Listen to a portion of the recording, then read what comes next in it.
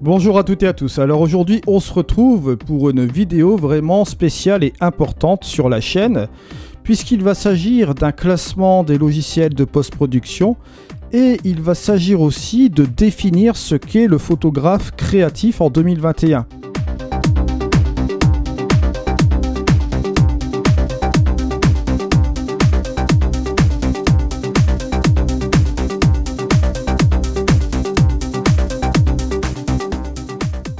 Je me suis un peu creusé la tête avec tous les retours que j'ai eus sur la chaîne, que ce soit sur la photographie, que ce soit sur la post-production, les logiciels. On m'avait demandé aussi beaucoup de classements sur les logiciels de post-production, mais là j'ai décidé de faire quelque chose d'assez compact et optimisé selon une fiche qui va regrouper aussi ce qu'est le photographe créatif. Et bien sûr, vous allez voir qu'on va prendre cela selon un triangle des expositions. J'ai pris le symbole du triangle, vous allez le voir juste après. On va monter sur une base et on va remonter un petit peu sur le sommet avec les différents éléments qui vont être sur les côtés, qui vont complémenter cette fiche. Cette fiche, bien sûr, sera gratuite. Ce sera un petit cadeau que je vous fournis aussi également. Elle complétera la fiche de post-production aussi, d'accord? On va parler donc de la base. C'est parti. Alors, on va définir un petit peu ce qu'est un photographe créatif, d'accord, en 2021. C'est moi qui vous ramène sur cette façon de voir les choses. C'est ma vision des choses. Au niveau de la post-production créative, au niveau de la photographie créative, bien sûr, et je vais vous définir ce qu'est un photographe créatif selon moi. Alors, le photographe créatif doit être capable de visualiser les post-traitements possibles tout en observant la scène devant soi. Attribuer les moyens techniques photographiques pour faciliter le processus de post-production afin de ne pas mettre un frein à sa créativité. Effectivement, si vous avez été voir les précédentes fiches que je vous ai mis justement sur la chaîne, qui sont toujours disponibles sur mon site internet, je vous ai mis mes réglages en photo de paysage. Je vous ai mis également avant de partir, qui est vraiment un épisode important. Je vous mets les fiches en haut à droite pour aller voir les deux épisodes parce qu'ils sont très importants. Vous pouvez aller les revoir. Quand vous êtes photographe créatif, vous devez maîtriser 3 matières. La photographie, la retouche et le photomontage. Vous voyez ici, avec 2 atouts. 1, la technique, 2, le créatif. C'est quoi ce truc-là? Technique et créatif. Alors, technique, c'est quoi? Trouver le juste milieu, comme vous voyez ici. Ne pas approfondir les choses que vous n'utiliserez pas à l'instant T. Fonctionner par priorité.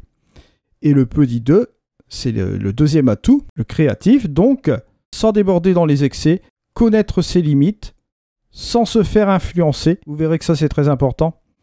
Être capable de s'auto-évaluer en permanence, ça aussi. C'est un travail d'optimisation sur soi. C'est un travail sur soi, en fait, que vous allez devoir faire quand vous êtes photographe créatif. Puisque la photographie créative, c'est pas de la photographie ordinaire. Ce n'est pas vraiment de la photographie documentaire, photographie ordinaire. C'est un palier supérieur que vous allez devoir pousser davantage au niveau de votre créativité. C'est quelque chose qui doit s'acquérir par expérience. Une expérience pas forcément longue, pas forcément courte, qui demande du travail continu, du travail en continu. D'ailleurs, on va passer au palier suivant au niveau de... Parce que ça se suit, d'accord? Au niveau de l'expérience, je fais la différence entre une expérience active et passive. Et je vais vous donner un exemple simple, grossier, vous allez voir, pour que vous voyez bien la différence. Si on prend un photographe créatif avec une expérience active de 2 ans, qui travaille 7 jours sur 7 à raison de 20 heures par jour, j'ai eu des périodes où je travaillais plus de 20 heures par jour, je peux vous l'assurer, où j'avais quasiment 4 heures de sommeil par jour, c'était très très difficile, où je me suis mangé des bouquins, j'allais faire mes photos, je faisais de la post-production, je m'entraînais sur des logiciels, etc., sur les différents softs et tout, et je peux vous dire que c'était vraiment hard. Je l'ai fait pendant à peu près 4-5 ans, ce truc-là. Vous aurez une meilleure maîtrise qu'un photographe qui a 15 ans d'expérience passive, avec peu d'activité. Je m'explique. L'activité passive, par exemple ici, je détermine un temps comme 3 jours semaine avec 5 heures par jour. Vous vous imaginez bien que lorsque vous allez travailler dans une discipline, et ça, si vous sortez du champ photographique, ça peut être valable pour tout, si vous donnez tout votre travail, tous vos tripes dans un travail, dans les connaissances, dans l'apprentissage, dans l'expérience, etc., vous allez progresser beaucoup plus vite que quelqu'un qui est un petit peu oisif, on va dire, qui s'endort un petit peu sur son expérience inactive, on va dire, passive. Vous allez beaucoup plus progresser que cette personne-là. Comme vous allez être passionné, vous allez donner le meilleur de vous-même. Ça, c'est valable pour tout, que ce soit en musique, que ce soit dans n'importe quel métier. C'est valable vraiment pour tout. Pourquoi je vous donne ça? c'est pour une source de motivation. Parce que si vous commencez la photographie créative, sérieusement, vous prenez régulièrement des photos, vous faites du post-traitement régulier, etc., vous allez forcément progresser.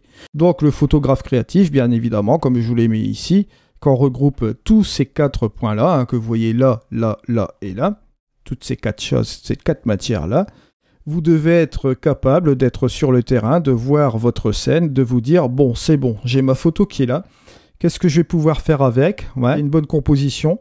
J'ai des bons éléments qui sont là. Je vais pouvoir ramener un cadrage qui va être intéressant en post-prod. Je vais le prendre de telle manière, mais je sais qu'en 16/9, ça peut être bien. Je sais qu'en vertical, je peux faire aussi quelque chose.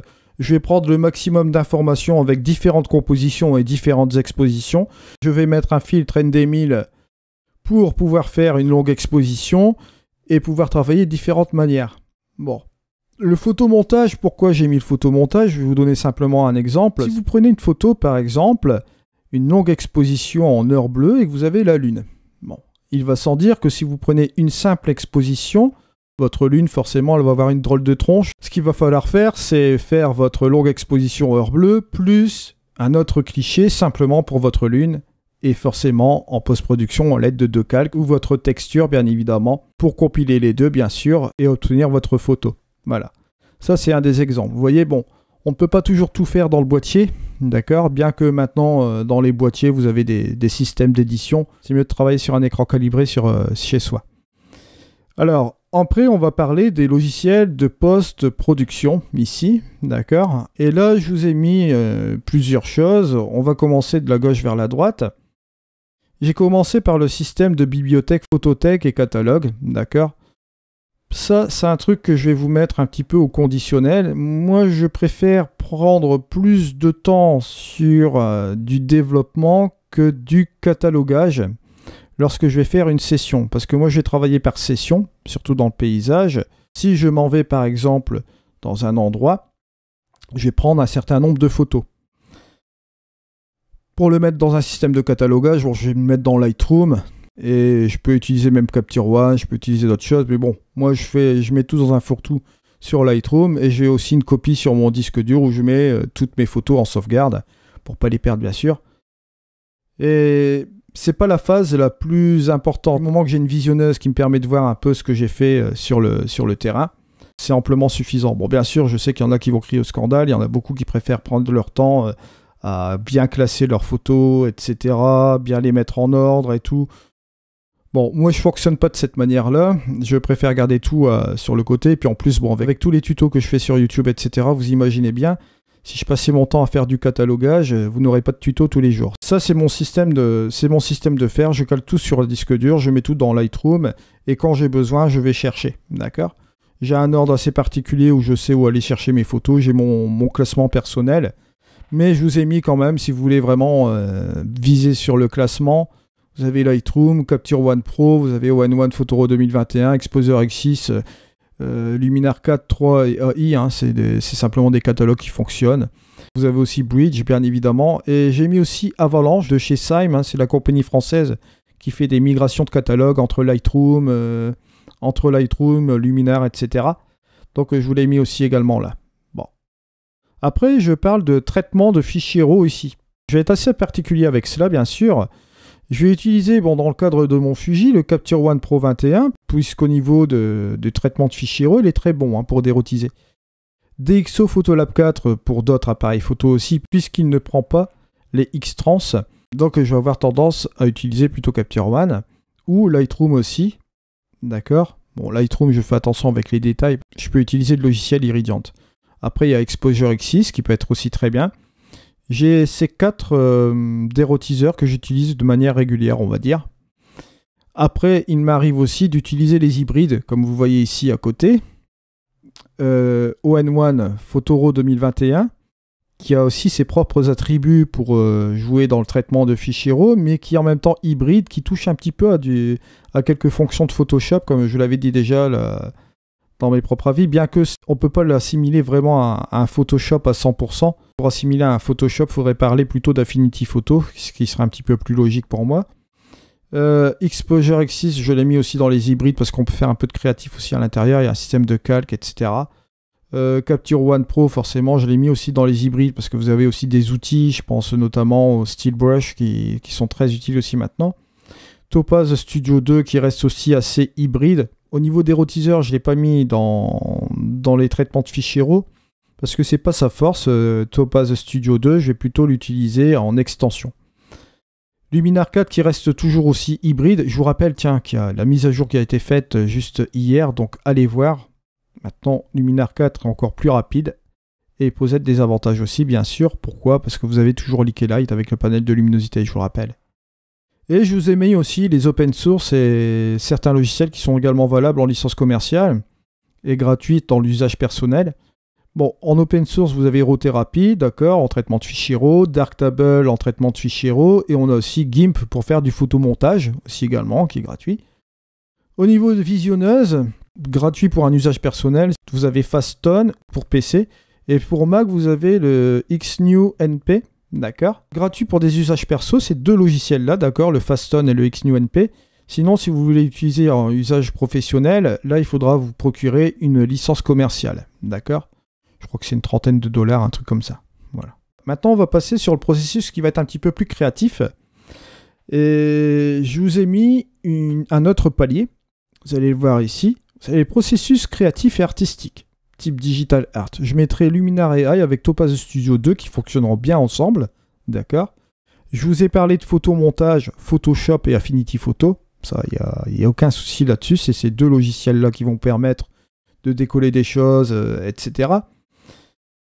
Ensuite, sur la base, ici, je vous ai mis Luminar AI. Pourquoi j'ai mis Luminar AI? Parce que je l'utilise régulièrement à la fin de mon flux de travail avec le système des modèles, d'accord. Et j'ai aussi la possibilité de rééditer assez rapidement mon edit quand je ramène un TIFF à l'intérieur. Je vous ai ramené les nombreuses vidéos, je vous invite à aller les voir d'ailleurs, où j'implémente justement Luminar AI avec les modèles en faisant les corrections de tonalité. On en parlera un petit peu plus tard de cette chose-là, bien sûr. J'ai mis aussi les panels de luminosité, d'accord, que ce soit avec Liquid Light, celui que je vous ai réalisé, qui est disponible gratuitement sur mon site internet, vous pouvez aller le voir. Avec Luminar 4, bien sûr, profiter des performances qui ont été mises à jour justement hier. J'ai aussi le TK7 avec Photoshop, Lumenzia avec Photoshop et Raya Pro avec Photoshop. Ce sont des panels de luminosité qui fonctionnent très bien avec forcément Photoshop. Donc, peu importe, c'est à vous de trouver un petit peu celui qui vous convient le mieux. J'ai fait quelques tutos sur la chaîne, donc n'hésitez pas à aller les voir. Les utilitaires, bon, vous avez la Nik Collection, Topaz AI Adjust, le Gigapixel, Sharpen, JPEG to RAW et le Topaz Denoise. Il y a aussi le Mask AI, Topaz Mask AI, qui peut être aussi pratique pour préparer vos fichiers, pour faire du photomontage après. Si vous voulez vous faciliter au niveau des sélections, il fonctionne très bien. Alors, une fois qu'on a regroupé ces trucs artistiques-là, je vous ai mis au sommet quelque chose, vous allez voir ici, je vous ai mis le fichier master. J'ai appelé ça le fichier master, pourquoi? Parce que tous ces outils-là vont vous permettre, finalement, en partant de la base, d'accord, en partant de la photographie que vous allez faire au niveau d'un point de vue photographe créatif, à la prise de vue, avec le rangement dans votre photothèque, le traitement du fichier RAW et après le traitement créatif, vous allez réaliser un fichier master. Ce fichier master qui, lui, va être un fichier final, d'accord, de très bonne qualité avant de l'envoyer en impression. Alors, vous avez deux types d'impression, impression chez soi et impression par un professionnel. Bon, l'impression chez soi, bon, j'ai mis sonde écran imprimante pour que vous reteniez assez rapidement, c'est-à-dire que, bon, une sonde pour calibrer votre écran, bien sûr, ça c'est très important. Un écran de préférence avec un espace colorimétrie Adobe RGB 98, d'accord, pour avoir un bon espace colorimétrique le plus large possible, bien sûr, pour pouvoir un peu travailler votre fichier. C'est un process complet. Ou vous allez passer également par un professionnel. Vous allez devoir faire des pré-réglages préalablement chez vous, sur un écran calibré, toujours, d'accord, en testant les profils ICC de l'imprimeur. Les profils ICC, dans ce cas-ci, c'est quoi? C'est des fichiers d'émulation, d'accord, qui vont vous permettre d'avoir un aperçu de ce que va donner votre image sur une impression papier sur votre écran. Mais ça reste une émulation, d'accord? On se rapproche le plus possible de ce qu'il va voir sur le papier, d'accord? Et il est important de travailler avec ces profils ICC là. De toute façon, l'imprimeur, si vous arrangez bien avec, si vous avez un petit moment de discussion avec, Vous pouvez aussi vous arranger pour revoir un petit peu les choses au point d'impression, s'il y a quelque chose qu'il faudra rectifier ou quoi. Mais bon, quand vous avez de l'expérience après dans le post-traitement, il n'y aura aucun souci là-dessus. Et sur les extrémités, je vous ai mis 2 configurations, que ce soit sur PC et iMac, pour photographe, d'accord? Ce qui pourrait marcher avec les logiciels de post-production actuels. Je vous ai mis des machines pour PC comme un Pentium i5, i7. Hein. Vous vérifiez bien sûr la génération du processeur, parce qu'il y a différents types de i5 et i7, bien sûr. Vous avez la possibilité aussi de travailler avec un Ryzen 5. Là, j'en ai un là, sur le côté qui fonctionne très bien. Nvidia ou Radeon, c'est les 2 standards graphiques. 4 à 8 Go, c'est amplement suffisant pour faire de la photographie. On parlera pas de vidéo ici. Mémoire 16 Go, par contre, jusque 32 Go. On pourrait travailler avec 8 Go, mais moi, pour être confortable, je vous préconise de prendre 16 Go. Et bon, 32 Go si vous pouvez. Disque dur SSD ou USB 3.0. C'est préférable, bien sûr, de prendre du SSD, d'accord, pour aller un peu plus vite, mais sinon de l'USB 3.0 ça peut bien fonctionner aussi quand c'est en externe, bien sûr. Je vous parle dans les 2 sens, c'est-à-dire le SSD disque dur interne sur votre ordinateur et pourquoi pas un rack externe en USB 3.0, ça peut fonctionner aussi également. Sur iMac, on est sur une puce M1 ou du Pentium 5.7, d'accord. Nvidia ou Radeon 4 ou 8 Go, ça peut être correct aussi. De la mémoire 16-32 Go. Disque dur, SSD ou USB 3.0. Bon, c'est la même chose que PC pour ce truc-là. Bien sûr, au niveau de la carte graphique, moi je fonctionne sur un iMac, sur un Late 2012. La carte graphique qui a seulement 1 Go, mais bon, Luminar AI fonctionne dessus. Pourquoi? Pour la simple et bonne raison que Luminar AI prend en compte plus le processeur que la carte graphique. La carte graphique s'en tape un petit peu royalement. Donc c'est pour ça que je vise plus le processeur et la mémoire là-dessus. Et tout va bien dans le meilleur des mondes. Bon. On a fini un petit peu sur cette première fiche. Vous voyez qu'il y a encore des aspects pratiques dans celle-ci qui va compléter justement la fiche de la post-production que je vous avais mis sur le site internet. Qui va compléter aussi également les 2 fiches que je vous avais fournies sur apprendre la photo de paysage sans prise de tête.